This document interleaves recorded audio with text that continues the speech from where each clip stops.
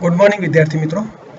હવે આપણે લાસ્ટ લેક્ચરોની અંદર મેન્ડલના એક સંકરણ પ્રયોગ, એમનું કસોટી સંકરણ, સાથે સાથે એમને આપેલા જે નિયમો હતા, પ્રભુતાનો નિયમ અને વિશ્લેષણના નિયમ વિશે આપણે ચર્ચા કરી ગયા. લાસ્ટ આપણે વાત થઈ હતી મિત્રો કે મેન્ડલનો જે રજૂઆત હતી કે ભાઈ પ્રભાવીપણા માટેની, કે ભાઈ જ્યારે પિતૃઓ વચ્ચે સંકરણ કરવામાં આવે એટલે બંને પિતૃઓના વૈકલ્પિક કારકો બેમાંથી એક જન્યુ દ્વારા સંતતિમાં ઉતરે, જેમાંથી એક પ્રભાવી બને છે અને એક શું બને છે? પ્રચ્છન્ન. બરાબર. પરંતુ મેન્ડલની એ જે રજૂઆત હતી એ ઘણી એવી વનસ્પતિઓ હતી કે જેમાં એ આપણે એમ કહી શકીએ કે પ્રભાવિતાવાળી જે એમની રજૂઆત એ ખોટી સાબિત થતી હતી. બરાબર. કારણ કે એવા પણ વનસ્પતિઓની અંદર રિઝલ્ટ મળ્યા છે કે જ્યાં પ્રભાવીપણું દર્શાવવામાં કારકો નિષ્ફળ ગયા હોય. રેડી. તો આજે આપણે એવા જ એક ટોપિકનો અભ્યાસ કરવો છે, બરાબર, કે જેનું નામ છે મિત્રો અપૂર્ણ પ્રભુતા, ઇનકમ્પ્લીટ ડોમિનન્સ તરીકે આપણે એને ઓળખીએ છીએ. અને એ ટોપિકની અંદર આજે આપણે શું કરીશું? અભ્યાસ કરીશું. બરાબર છે. અપૂર્ણ પ્રભુતાની અંદર મિત્રો અહીંયા આપણને એક વનસ્પતિનો ઉલ્લેખ કર્યો છે, એન્ડ્રાઇનમ મેજર સ્પીસીસ. બરાબર. જેને શ્વાન પુષ્પ એટલે કે ડોગ ફ્લાવર અથવા તો સ્નેપડ્રેગન તરીકે પણ ઓળખવામાં આવે છે. તો આ એક વનસ્પતિ એવી છે મિત્રો કે જેની અંદર આપણને અપૂર્ણ પ્રભુતાનું લક્ષણ જોવા મળે છે. બરાબર. આવી જ એક બીજી વનસ્પતિ છે મિત્રો, મિરાબિલિસ જલાપા. બરાબર. જેને આપણે ગુલબાસ તરીકે ઓળખીએ છીએ. તો એની અંદર પણ મિત્રો અપૂર્ણ પ્રભુતા ઘટના રચાતી જોવા મળે છે. હવે આ જે અપૂર્ણ પ્રભુતા પહેલા આપણે મૌખિક સમજી લઈએ, બરાબર, પછી બુકની વાક્ય રચના સાથે આપણે એને સમજવું છે. અહીંયા તમારી સમક્ષ તમે જોઈ શકો છો મિત્રો એક સરસ મજાનો ચાર્ટ આપણને દર્શાવેલો છે જ અહીંયા. તો એની અંદર તમે જુઓ કે ભાઈ પિતૃપેટ એટલે કે પેરેન્ટ્સ તરીકે બે વનસ્પતિ પસંદ કરવામાં આવેલી છે. કે એક વનસ્પતિમાં મિત્રો કેવા પુષ્પો આવે છે? લાલ પુષ્પો આવે છે. જ્યારે બીજી જે વનસ્પતિ છે એની અંદર કેવા મિત્રો? સફેદ પુષ્પો આવતા જોવા મળે છે. હવે એના ધારો કે સફેદ પુષ્પો જે ખરા એની અંદર જનીન બંધારણ શું છે મિત્રો? સ્મોલ આર છે. જ્યારે જે લાલ પુષ્પો વાળી વનસ્પતિ છે એની અંદર જનીન બંધારણ શું છે મિત્રો? કેપિટલ આર છે. રેડી. હવે જ્યારે સીધી વસ્તુ છે કે પિતૃપેઢી સંકરણ કરવા માટે આપણે પરફલન યોજીએ તો સીધી વસ્તુ છે એની અંદર જન્યુનું નિર્માણ થાય. રેડી. તો તમે જોઈ શકો છો કે લાલ માટે કેપિટલ આર છે. તો એમાંથી જે જન્યુ બનશે બધા જ જન્યુ કયું જનીન બંધારણ ધરાવતા હશે? કેપિટલ આર ધરાવતા હશે. બીજી બાજુ સફેદ પુષ્પવાળી જે વનસ્પતિ છે એની અંદર જનીન બંધારણ શું છે મિત્રો? Small R. તો એની અંદર આગળ જે જન્યુ આવશે બધા જ કેવો ધરાવતા હશે મિત્રો? સ્મોલ આર ધરાવતા હશે. રેડી. હવે એમની વચ્ચે જ્યારે સંકરણ થાય છે મતલબ કે કેપિટલ આર અને સ્મોલ આર શું થાય? બે જન્યુઓ ભેગા થાય છે, એની વચ્ચે ફલન થાય છે. બરાબર. તો સીધી વસ્તુ છે ત્યાં જનીન બંધારણ શું બનાવશે? Capital R small R. વિષમયુગ્મી બે વૈકલ્પિક કારકો ભેગા થઈ ગયા. ઓકે. હવે જો આપણે મેન્ડલના એક સંકરણ પ્રયોગને વિચારીએ મિત્રો તો એની અંદર આપણને રિઝલ્ટ શું મળતું હતું કે ભાઈ કેપિટલ ટી સ્મોલ ટી ઉપર શું બનતો? પ્રભાવી બનતો. અને બધા જ છોડ F1 સંતતિમાં કેવા મળતા? ઊંચા મળતા હતા. ચલો ક્લિયર છે. પરંતુ અહીંયા તમે જોશો મિત્રો તો અહીંયા આપણને કંઈક બંને પિતૃમાંથી એક બી પિતૃનું લક્ષણ F1 સંતતિમાં પ્રાપ્ત થતું નથી. મતલબ જો મેન્ડલ પ્રમાણે વિચારવા જઈએ તો સીધી વસ્તુ છે કાં તો F1 સંતતિમાં લાલ પુષ્પો આવવા જોઈએ જો લાલ પુષ્પ માટેનું કારક પ્રભાવી હોય તો, અથવા એના કરતા આપણે જો ઉલટું વિચારીએ મતલબ કે સફેદ પુષ્પ માટેનું જે કારક છે સ્મોલ આર જો એ પ્રભાવી બને, વિચારી લઈએ, સમજી લઈએ ધારો કે, તો સફેદ પુષ્પ આવવું જોઈતું હતું F1 સંતતિમાં. જે છોડ આવે એના ઉપર સફેદ પુષ્પ આવવા જોઈતા હતા. પરંતુ અહીંયા જે F1 સંતતિની જે વનસ્પતિઓના બીજને વાવ્યા અને જે છોડ તૈયાર થયા અને એના ઉપર જે પુષ્પો આવ્યા એ અલગ જ બંને પિતૃથી અલગ જ પ્રકારનું રિઝલ્ટ ધરાવતા હતા. અને અહીંયા મિત્રો કેવા કલર? તો કે ગુલાબી કલરના પુષ્પો ધરાવતી F1 સંતતિઓ પ્રાપ્ત થતી જોવા મળે છે. મતલબ કેપિટલ આર પોતાનું પ્રભાવીપણું દર્શાવવામાં શું થયો? નિષ્ફળ ગયો. જો એ પ્રભાવીપણું દર્શાવવામાં સફળતા હોત તો પુષ્પો કેવા આવવા જોઈતા હતા? લાલ આવવા જોઈતા હતા. જો સ્મોલ આર પ્રભાવીપણું દર્શાવવામાં સક્સેસ પામ્યા હોત તો પુષ્પો કેવા આવવા જોઈતા હતા? સફેદ આવવા જોઈતા હતા. પરંતુ બંને પિતૃ કોઈ પણ પ્રભાવીપણું દર્શાવી શક્યા નહીં. તો ત્યાં F1 સંતતિમાં બરાબર આપણને કેવા તો કે ગુલાબી પુષ્પોવાળી સંતતિ પ્રાપ્ત થતી જોવા મળે છે. તો સીધી વસ્તુ છે ઇનકમ્પ્લીટ ડોમિનન્સ થઈ ગયું મિત્રો, મતલબ કે બંને પિતૃમાંથી એક પણ પિતૃ પોતાનું પ્રભાવીપણું F1 સંતતિમાં દર્શાવી શક્યા નથી. ચલો ક્લિયર છે દરેકને? રેડી? હવે આગળ વાત કરીએ મિત્રો, તો મેન્ડલે પછી શું કર્યું તો કે F1 સંતતિઓમાં સ્વફલન કરાવ્યું, મતલબ જે ગુલાબી પુષ્પો ધરાવતી જે વનસ્પતિ હતી એની વચ્ચે એને સ્વફલન કરાવ્યું. તો મિત્રો સ્વફલન કરાવવા માટે તમે આપણે જો અહીંયા જોઈ શકીએ છીએ કે સીધી વસ્તુ છે કે ગુલાબી પુષ્પોવાળી એટલે કેપિટલ આર સ્મોલ આર હતી. હવે એ જન્યુનું નિર્માણ કરે એટલે એની અંદર બે પ્રકારના જન્યુનું નિર્માણ થશે મિત્રો, એકમાં સ્મોલ આર આવશે એક જન્યુમાં, એકમાં કેપિટલ આર આવશે. એ જ વસ્તુ અહીંયા પણ ઘટના બની, એકમાં કેપિટલ આર એકમાં શું બનશે જન્યુ સ્મોલ આર, એટલે બંનેમાં બે પ્રકારના જન્યુનું નિર્માણ થતું જોવા મળે. હા, તમે એક છોડને માદા તરીકે લો છો ગુલાબી પુષ્પોવાળા, તો બીજા છોડને નર તરીકે લો, અને એમની વચ્ચે જ્યારે આપણે સ્વફલન કરાવીએ છીએ મિત્રો, રેડી, તો તમે જોઈ શકો છો કે કેપિટલ આર, તો અહીંયા તમને પાછી જો F1 સંતતિ ગુલાબી હતી, પરંતુ F2 સંતતિમાં તમને લાલ પુષ્પો ધરાવતી પાછી અમુક સંતતિઓ જોવા મળે છે. રેડી? પછી અહીંયા તમે જોશો મિત્રો તો કે કેપિટલ આર અને અહીંયા આવશે પાછો સ્મોલ આર, તો ત્યાં પાછો કયો કલર તૈયાર થાય છે મિત્રો? ગુલાબી. અહીંયા પણ તમે જોઈ શકો છો કેપિટલ આર સ્મોલ આર, ફરી પાછું ગુલાબી કલર પ્રાપ્ત થતું પુષ્પ જોવા મળે છે. જ્યારે અહીંયા તમે જુઓ છો મિત્રો તો સ્મોલ આર, મતલબ કે પાછો પ્રચ્છન્ન પિતૃ અથવા તો પેલો જે બીજો એક પિતૃ હતો કે જે સફેદ પુષ્પો ધરાવતો હતા એના લક્ષણો અહીંયા આપણને જોવા મળે છે. તો રિઝલ્ટ આપણને શું મળે છે જુઓ તો કે જનીન પ્રકાર પ્રમાણ શું મળ્યું તો કે કેપિટલ આર એક મળે, ready, capital R small R બે મળે, અને સ્મોલ આર એક મળે. આ જનીન પ્રકાર રેશિયો જો જોવા જઈએ મિત્રો તો મેન્ડલના એક સંકરણ પ્રયોગ પ્રમાણે જ હતો, પરંતુ સ્વરૂપ પ્રકાર પ્રમાણ જુઓ, બરાબર, ફિનોટાઇપ રેશિયો જુઓ તો એ મેન્ડલના એક સંકરણ પ્રયોગ કરતા અલગ છે. ત્યાં ફિનોટાઇપ રેશિયો શું હતો મિત્રો? 3:1 હતો. યાદ કરો, ઊંચા અને નીચા જ હતા, બરાબર કે નહીં? પરંતુ અહીંયા તમે જોઈ શકો છો સ્વરૂપ પ્રમાણ રેશિયો આપણને કે ભાઈ લાલ 1 ગુલાબી 2 સફેદ 1 મતલબ 1:2:1 પ્રાપ્ત થતો જોવા મળે છે. ચલો ક્લિયર? તો અહીંયા એક વસ્તુ મિત્રો ખાસ જાણવા મળી આપણને કે અપૂર્ણ પ્રભુતાની અંદર એન્ટેરાઇનમ મેજસ જે સ્પીસીસ જે વનસ્પતિઓ ખરી જેને આપણે શ્વાન પુષ્પ એટલે કે ડોગ ફ્લાવર અથવા તો સ્નેપડ્રેગન તરીકે ઓળખીએ છીએ, તો આ વનસ્પતિની અંદર તમને જીનોટાઇપ અને ફિનોટાઇપ રેશિયો કેવો મળશે મિત્રો? એક સમાન, એક સરખો મળતો જોવા મળે છે. અને એ રેશિયો શું છે મિત્રો? તો કે 1:2:1 પ્રાપ્ત થતો જોવા મળે છે. ચલો ક્લિયર છે દરેકને? ખ્યાલ આવી ગયો? રેડી? ઓકે, ચાલો આપણે એકવાર ફટાફટ ચાર્ટનું પુનરાવર્તન કરી લઈએ. શું કહે છે જુઓ મિત્રો, તો કે પહેલા લાલ પુષ્પવાળી અને એક સફેદ પુષ્પવાળી બે વનસ્પતિ પસંદ કરી. લાલ પુષ્પ કેપિટલ આર, સફેદ પુષ્પ સ્મોલ આર. અહીંયા જન્યુ કેપિટલ આર, અહીંયા જન્યુ સ્મોલ આર. એમની વચ્ચે સંકરણ થયું તો જે F1 સંતતિ એકચ્યુઅલી બંને પિતૃમાંથી એક પણનું લક્ષણ અહીંયા જોવા મળ્યું અને કંઈક નવા જ સંતતિનું નિર્માણ થયું જે ગુલાબી પુષ્પો ધરાવતી હતી.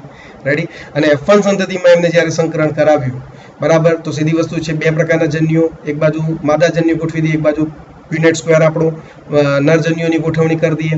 આ બાજુ કેપિટલ આર સ્મોલ આર, આ બાજુ કેપિટલ આર સ્મોલ આર. હવે એમની વચ્ચે સંકરણ થયું તો જોઈ શકાય છે કેપિટલ આર, લાલ પુષ્પો આવ્યા, કેપિટલ આર સ્મોલ આર, ગુલાબી પુષ્પો, સ્મોલ આર કેપિટલ આર, તો પાછા ગુલાબી પુષ્પો, અને સ્મોલ આર ભેગા થયા તો સફેદ પુષ્પો આપણને F2 પેઢીમાં જોવા મળે છે. ચલો ક્લિયર છે? અને અહીંયા આપણને જોઈ શકાય છે કે ફિનોટાઇપ અને ઝીનોટાઇપ સ્વરૂપ પ્રકાર પ્રમાણ અને જનીન પ્રકાર પ્રમાણ એનો રેશિયો આપણને એક સરખો જ મળે છે, 1:2:1 પ્રાપ્ત થતો જોવા મળે છે. ચલો ક્લિયર છે દરેક વિદ્યાર્થીઓને? રેડી?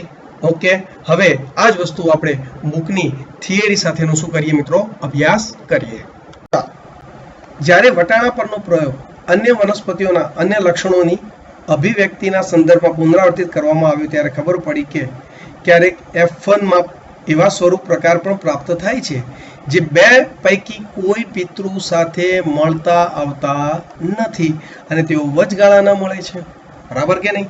મેન્ડલની જે રજૂઆત હતી કે ભાઈ બે પિતૃઓ વચ્ચે સંકરણ કરાવીએ તો બંનેના લક્ષણોની અભિવ્યક્તિમાંથી એક જ પિતૃની અભિવ્યક્તિ થતી જોવા મળે, જેને આપણે પ્રભાવી પ્રચ્છન્ન વાળો સંબંધની રજૂઆત કરી, એના ઉપરથી એમને પ્રભુતાનો નિયમ પણ આપેલો, બરાબર. પરંતુ આ જે આપણો ટોપિક છે અપૂર્ણ પ્રભુતા, ઇનકમ્પ્લીટ ડોમિનન્સ, સીધી વસ્તુ છે કે એવી પણ અમુક વનસ્પતિઓ મળી કે જેમાં F1 સંતતિમાં એક પણ પિતૃના લક્ષણની અભિવ્યક્તિ જોવા ન મળી, ઇવન વચગાળા નહીં મળી, મતલબ મિશ્ર પ્રકારની મળી, બરાબર. અહીં એક વનસ્પતિનું ઉદાહરણ આપેલું છે મિત્રો, શ્વાન પુષ્પ એટલે કે ડોગ ફ્લાવર, સ્નેપડ્રેગન અથવા તો એન્ટેરિનમ મેજસ અથવા તો એન્ટેરિનમ સ્પીસીસ. આ જે વનસ્પતિ જે ખરી મિત્રો એક જ વનસ્પતિ છે, ત્રણ નામ એક જ વનસ્પતિના છે.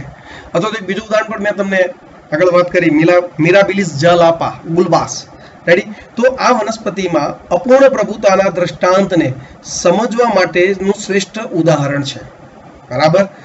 ઓકે, ક્લિયર છે? જો શું કહે છે કે ભાઈ શુદ્ધ સંવર્ધિત લાલ પુષ્પ કેપિટલ આર અને શુદ્ધ સંવર્ધિત સફેદ પુષ્પ સ્મોલ આર વચ્ચે સંકરણ કરવામાં આવ્યું. પરિણામ સ્વરૂપે F1 પેઢીમાં કહેવાતો કે ગુલાબી પુષ્પો વાળી સંતતિ કેપિટલ આર સ્મોલ આર વાળી પ્રાપ્ત થતી જોવા મળે છે. જ્યારે આ F1 સંતતિઓનું શું કર્યું મિત્રો, સ્વફલન કરવામાં આવ્યું, તો તેના પરિણામનું પ્રમાણ તમે જોઈ શકો છો કે F1 માં કોઈ લાલ કે સફેદ નહોતું, છતાંય F2 માં બરાબર એક લાલ કેપિટલ આર, બે ગુલાબી કેપિટલ આર સ્મોલ આર અને એક સફેદ એટલે કે સ્મોલ આર રિઝલ્ટ પ્રાપ્ત થતું જોવા મળે છે. અહીં જનીન પ્રકાર પ્રમાણ એ જ હતું જે મેન્ડલના એક સંકરણના પ્રયોગોમાં સંભવિત હતું. યાદ કરો ભાઈ, 1:2:1, capital T 1, capital T small T 2, small T 1, 1:2:1 genotype ratio. તો અહીંયા પણ જીનોટાઇપ રેશિયો તો આ જ પ્રાપ્ત થાય છે, 1:2:1 જ પ્રાપ્ત થતું જોવા મળે. Capital R 1, capital R small R 2 અને સ્મોલ આર 1. ચલો ક્લિયર છે. પરંતુ સ્વરૂપ પ્રકાર પ્રમાણ મિત્રો જુઓ તમે, 3:1, 3 પ્રભાવી એક પ્રચ્છન્ન હતા, ત્યાં મતલબ બે સ્વરૂપ મળતા હતા, એક ઊંચા એટલે 3 ઊંચા અને એક વામન. ખ્યાલ આવી ગયું? પરંતુ અહીંયા તમે જોઈ શકો છો સ્વરૂપ પ્રકાર રેશિયો કે સ્વરૂપ પ્રમાણ રેશિયો બદલાઈ જાય છે મિત્રો.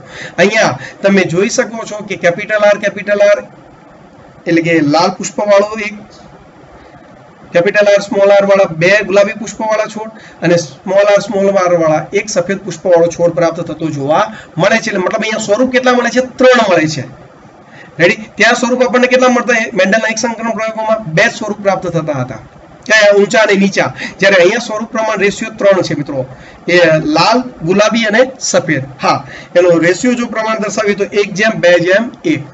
ચલો ક્લિયર છે? જુઓ શું કહે છે આ ઉદાહરણમાં, કેપિટલ આર કારક એ સ્મોલ આર કારક પર સંપૂર્ણ પ્રભાવી ન રહ્યું. આથી લાલ કેપિટલ આર, સફેદ સ્મોલ આર દ્વારા ગુલાબી કેપિટલ આર સ્મોલ આર પ્રાપ્ત થઈ ગયું. ચલો ક્લિયર છે? એટલે આ એક જ એવું રિઝલ્ટ છે મિત્રો અપૂર્ણ પ્રભુતા કે જેમાં જીનોટાઇપ અને ફિનોટાઇપ રેશિયો કેવો છે મિત્રો? એક સમાન છે, એક સરખો છે. શું? 1:2:1. ચલો ક્લિયર છે? ઓકે, હવે આગળનો ટોપિક આપણે જોઈએ. ચાલો મિત્રો, પ્રભાવિતાની સંકલ્પનાનું સ્પષ્ટીકરણ. હવે એની વાત કરીએ તો આપણે સમજીએ, ઉદાહરણ સાથે સમજીએ કે કયો કારક પ્રભાવી બને, કયો કારક પ્રચ્છન્ન બને. આપણે કેવી રીતે ડિસાઈડ કરી દઈએ? આપણે અગાઉથી કહી દઈએ કે ભાઈ ઊંચો છોડ છે તો F1 માં ધારો કે રિઝલ્ટ મળ્યા તો કે એ કારક પ્રભાવી છે, દર વખતે એ જ લક્ષણ વ્યક્ત થાય, બરાબર. તો એના એક વિરોધ માટે એક ઉદાહરણ તમને આપું. ધારો કે માતા અને પિતા, બરાબર. ચલો, પિતાની આંખનો કલર ધારો કે બ્લેક છે અને માતાની આંખનો કલર ધારો કે બ્રાઉન છે, રેડી. હવે ધારો કે એમનું જે પહેલું સંતાન થાય છે, બરાબર. હવે એ પહેલા સંતાનની અંદર બંનેના આંખના કલર માટેના કારકો તો આવવાના જ, વૈકલ્પિક કારકો સાથે, એક શુક્રકોષ દ્વારા, એક અંડકોષ દ્વારા, બરાબર ને. હવે એ બંને સંજાત રંગસૂત્રો પર એક જ ચોક્કસ સ્થાન ઉપર ગોઠવાયેલા છે. ધારો કે પ્રથમ બાળકની આંખનો કલર બ્લેક આવે, એનો મતલબ શું થયો કે ભાઈ પિતાનું જે જનીન છે કે કારક એ માતાના કારક ઉપર શું બની ગયું? પ્રભાવી બની ગયું. ચલો ક્લિયર. પરંતુ જે સેકન્ડ બાળક એમને થાય છે તો એની અંદર ધારો કે તમે આવા ઉદાહરણ જોયા જ હશે મિત્રો, સ્કિન કલર માટે કે ઘણા બધા આવા અલગ અલગ ઉદાહરણ કે ભાઈ બીજું બાળક જે હતું એમાં તો માતાની આંખનો કલર બ્રાઉન આવે છે. હવે જો ધારો કે બે વૈકલ્પિક કારકોમાં જો પિતાનું જ પ્રભાવી હોતું, જે પહેલા બાળકમાં હતું, રિઝલ્ટ જોવા મળ્યું હતું, તો બીજા બાળકમાં પણ પિતાનું જ પ્રભાવી બનવું જોઈતું હતું, જો પહેલાથી જ પ્રભાવી હોતું તો. સમજી શકો છો કે નહીં? પરંતુ સેકન્ડ ચાઇલ્ડની અંદર, બીજા બાળકની અંદર તો માતાનું કારક પ્રભાવી બનતું જોવા મળે છે. મતલબ અગાઉથી આપણે પ્રભાવી પ્રચ્છન્નવાળી જે અભિવ્યક્તિઓ જે વાત કરીએ છીએ, જે સંબંધની વાત કરીએ છીએ મિત્રો, એ અગાઉથી આપણે રજૂઆત કરી શકીએ નહીં. તો એવો જ એક ટોપિક આપણે અહીંયા ચર્ચા કરવા જઈ રહ્યા છીએ. ધ્યાન આપજો. પ્રભાવિતા વાસ્તવમાં શું છે? કેટલાક એલલ પ્રભાવી અને કેટલાક પ્રચ્છન્ન કેમ હોય છે, બરાબર કે નહીં? આ પ્રશ્નોને સમજવા માટે આપણે જનીનોના કાર્યોને સમજવું પડે. તમે જાણો છો કે જનીનોમાં વિશિષ્ટ લક્ષણને અભિવ્યક્ત કરવા માટેની શું હોય મિત્રો? માહિતી રહેલી હોય છે, બરાબર કે નહીં? દ્વિકીય સજીવો મિત્રો, સજીવો તો 2n, આપણે જે બધા ઉચ્ચ કક્ષાના સજીવો 2n કહીએ છીએ ને, 23 જોડ રંગસૂત્રો ધરાવીએ છીએ. તો કે દ્વિકીય સજીવોમાં એલલના જોડ સ્વરૂપે પ્રત્યેક જનીનની કેટલી 2 નકલો હોય છે. એ આવશ્યક નથી કે એલલની જોડ હંમેશા એક જ જેવી હોય, જેમ કે વિષમયુગ્મી. મિત્રો અહીંયા સમજવાની વાત છે. શું કહે છે કે સમયુગ્મી અને વિષમયુગ્મીની વાત ચાલે છે. વૈકલ્પિક કારકો બે પ્રકારના હોય, સમયુગ્મી અને વિષમયુગ્મી. જેમ કે કેપિટલ ટી, સ્મોલ ટી એ સમયુગ્મી થયા, બંને એક જ અભિવ્યક્તિ સાથે સંકળાયેલા છે. પરંતુ ઘણીવાર કારકો, વૈકલ્પિક કારકો વિષમયુગ્મી પણ હોઈ શકે, જેમ કે કેપિટલ ટી, સ્મોલ ટી. હવે અહીંયા વાત આવી મિત્રો જનીનો. મિત્રો આપણા લક્ષણોની અભિવ્યક્તિ સાથે કોણ સંકળાયેલા છે? જનીનો સંકળાયેલા છે, જેને આપણે કારક પહેલા તરીકે ઓળખતા, આજે જનીન તરીકે ઓળખીએ છીએ, જે પેરમાં હોય છે, જોડમાં હોય છે, જેને આપણે વૈકલ્પિક શબ્દ વાપરીએ છીએ. હવે અહીંયા તમે ખાસ સમજો, બરાબર? યાદ કરો, ધોરણ 11 ની અંદર છેલ્લો ચાર્ટ આપણો 22મા ચેપ્ટરનો અંતઃસ્ત્રાવ વાળું ચેપ્ટર, જેની અંદર આપણે યાદ છે કે કોષની અમુક અંતઃસ્ત્રાવ કોષની અંદર દાખલ થઈ શકતા હતા, બરાબર? તો અમુક દાખલ થઈ શકતા નહોતા. દાખલ થઈ શકતા હતા એના માટે કોષાંતરીય રિસેપ્ટર હતા, પણ જે કોષની અંદર દાખલ નહોતા થઈ શકતા એના માટે, બરાબર, સેલ મેમ્બ્રેન બ્રાઉન રિસેપ્ટર હતા. મતલબ કે કોષની બહાર આવા રિસેપ્ટર અણુ ગોઠવાયેલા હતા. હવે જે કોષની અંદર રિસેપ્ટર હતા, કોષાંતરીય રિસેપ્ટર, એની સાથે અંતઃસ્ત્રાવ જોડાતો. હવે એ અંતઃસ્ત્રાવ રિસેપ્ટર સંકુલ ક્યાં જતું? જીનોમ ઉપર. યાદ કરો મિત્રો, મતલબ એ જનીન ઉપર જતું. હવે એ જીનોમ કાર્ય કરે એટલે એ જીનોમમાંથી પ્રત્યાંકનનું કાર્ય થતું, મતલબ મેસેન્જર આરએનએ બનતો. હવે એ મેસેન્જર આરએનએ કોષ કેન્દ્રમાંથી બહાર નીકળી રિબોઝોમ્સની સપાટી ઉપર ગોઠવાતો. હવે એ રિબોઝોમ્સની સપાટી ઉપર મેસેન્જર આરએનએ ગોઠવાય એટલે પેલો ટ્રાન્સફર આરએનએ એ સંકેતન, એ માહિતી પ્રમાણે એક એક એમિનો એસિડ ગોઠવતો જશે, પોલીપેપ્ટાઇડ શૃંખલા તૈયાર થશે, એમાંથી પ્રોટીન બનશે અને એ પ્રોટીન ઉત્સેચકનું નિર્માણ કરશે અને એ ઉત્સેચક પ્રક્રિયાથીનું નિપજમાં રૂપાંતરણ થાય. સાદી ભાષામાં જેમ કે કેપિટલ ટી નો જનીન કાર્ય કરે તો એમાંથી બનતો ઉત્સેચક વધારે ઊંચાઈ માટેનું શું કરશે? સૂચન કરશે.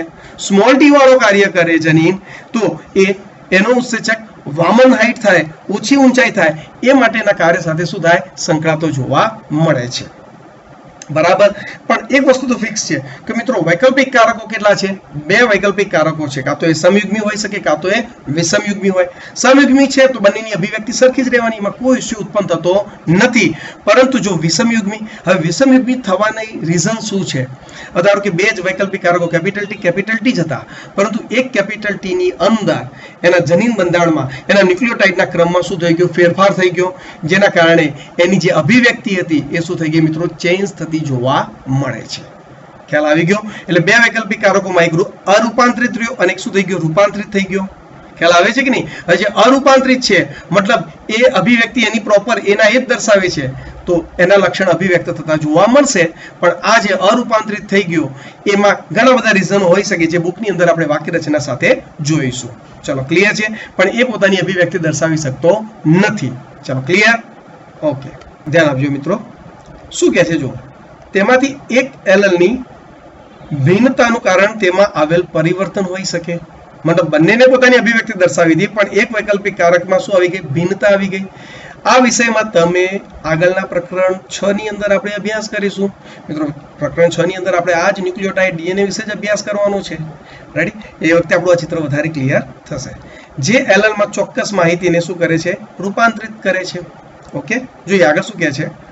ઉદાહરણ તરીકે એક એવો જનીન લેવામાં આવે કે જેમાંથી એક ઉત્સેચક બનાવવાની માહિતી હોય. મેં તમને હમણાં જ કીધું કેપિટલ ટી, બરાબર, કે ભાઈ શું કહે છે જુઓ, તેઓ એક એવો જનીન લેવામાં આવે કે જેમાંથી એક ઉત્સેચક બનાવવાની માહિતી હોય. હવે આ જનીનના બંને પ્રતિરૂપો તેના બે એલએલ સ્વરૂપો છે. માની લઈએ કે સામાન્ય એલએલ એવો સામાન્ય ઉત્સેચક ઉત્પન્ન કરે છે, બરાબર, જે એક પ્રક્રિયાથી એટલે કે સબસ્ટ્રેટના રૂપાંતરણ માટે શું છે, આવશ્યક છે. મતલબ બે વૈકલ્પિક કારકો હતા. એક વૈકલ્પિક કારક, બરાબર, પોતાનું જનીન બંધારણ જાળવી રાખે છે, મતલબ એ અરૂપાંતરિત છે, મતલબ એ રૂપાંતરિત થતો નથી, તો એ પ્રોપર ઉત્સેચક બનાવશે અને પ્રોપર ઉત્સેચક પ્રક્રિયાર્થીનું નિપજમાં સબસ્ટ્રેટનું, બરાબર ને, નિપજમાં, બરાબર, પ્રોડક્ટની અંદર રૂપાંતરણ કરી આપે છે, બરાબર. પરંતુ બીજો જે વૈકલ્પિક કારક હતો એના જનીન બંધારણમાં શું થયા મિત્રો, ફેરફાર થયા, એ રૂપાંતરિત થઈ ગયો. તો એ રૂપાંતરિત થવાને કારણે એની અંદર ત્રણ પ્રકારની ઘટનાઓ બની શકે છે, બરાબર. જો અહીંયા આપણને આપેલું છે બુકની અંદર કે ત્રણ પ્રકારની કેવી ઘટનાઓ એની અંદર બની શકે. કાં તો એ રૂપાંતરિત જે જનીન ખરો, મતલબ વૈકલ્પિક કારક ખરો, કાં તો એ સામાન્ય ઉત્સેચક જ બનાવશે, બરાબર, થોડો ઘણો ચેન્જીસ થયો છે એનામાં, જેથી એ અથવા તો એ ઓછો ક્રિયાશીલતા વાળો ઉત્સેચક બનાવશે. ખ્યાલ આવી ગયો. બીજો, કાં તો એ એના જનીન બંધારણમાં એટલા બધા ફેરફાર થઈ ગયા છે કે તે બિન કાર્યક્ષમ ઉત્સેચક બનાવતો થઈ જશે, મતલબ એનું જે ઉત્સેચક બનશે એ કોઈ જ અભિવ્યક્તિ દર્શાવવામાં સફળતા પ્રાપ્ત નહીં કરે. અથવા એ ત્રીજો કેવા પ્રકારનો ઉત્સેચક બનાવી શકે, કોઈ પણ જ ઉત્સેચક નથી બનાવતો, મતલબ ઉત્સેચક બનાવતો જ નથી.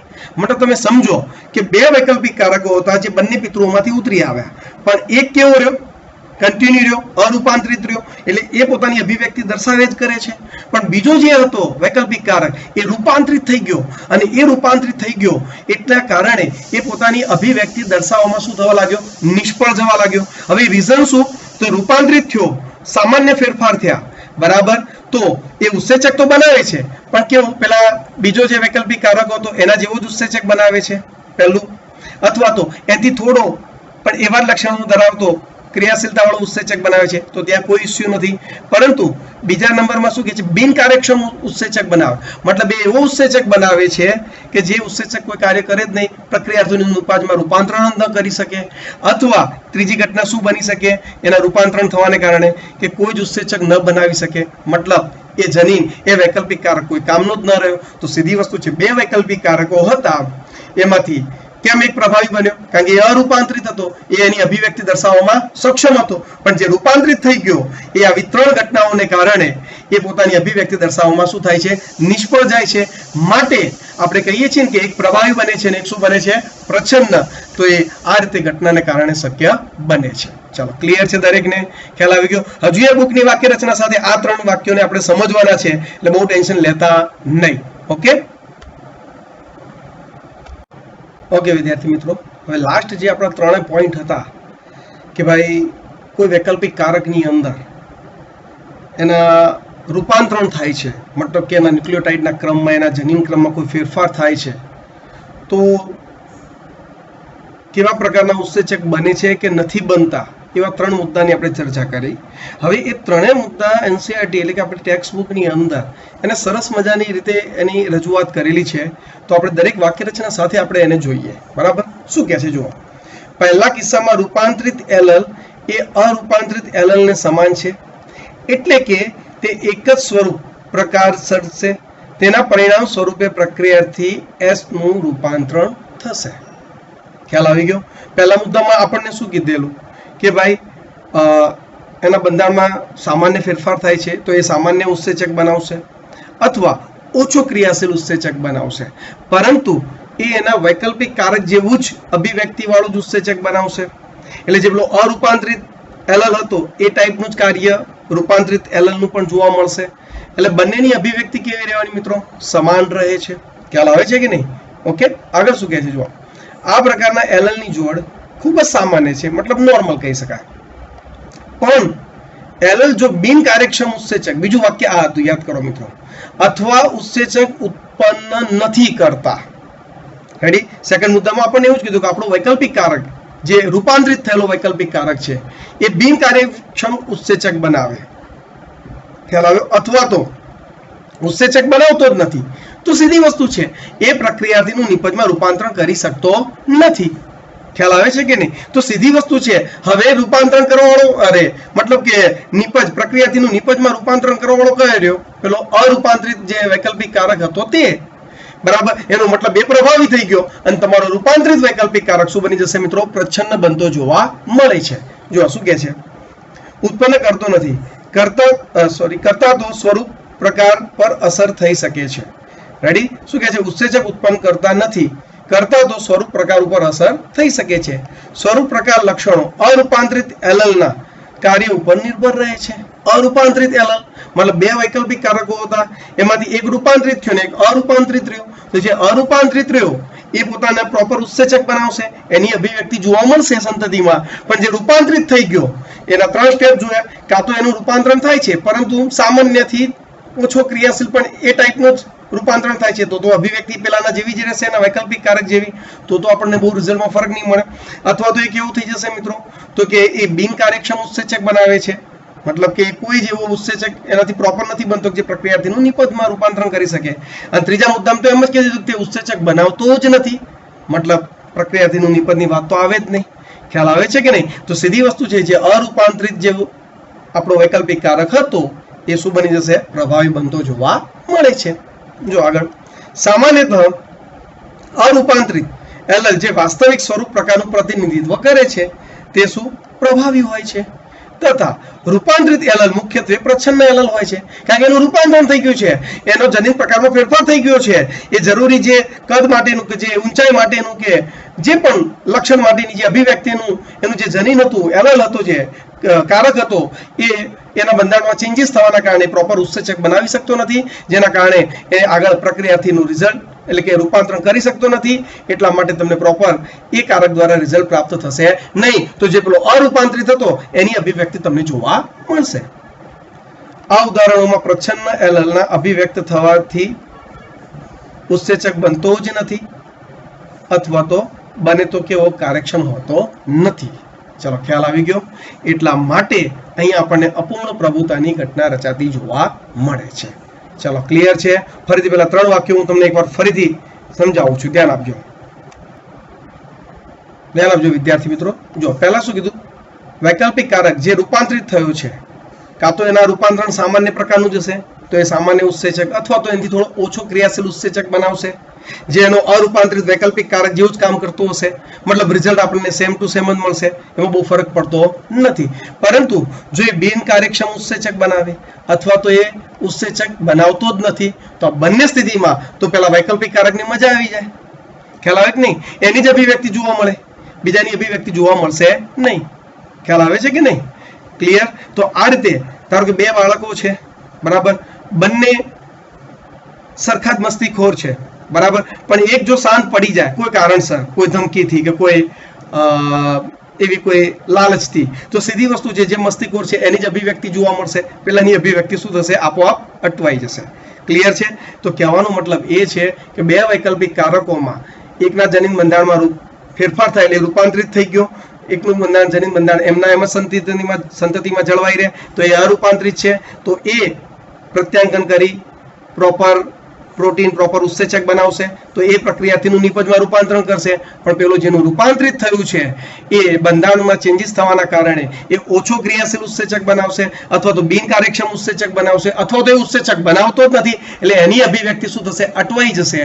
એટલે સીધી વસ્તુ છે, આપણો જે પેલો અરૂપાંતરિત વૈકલ્પિક કારક છે એ પ્રભાવીપણું દર્શાવતો જોવા મળે છે. ચાલો, ક્લિયર છે?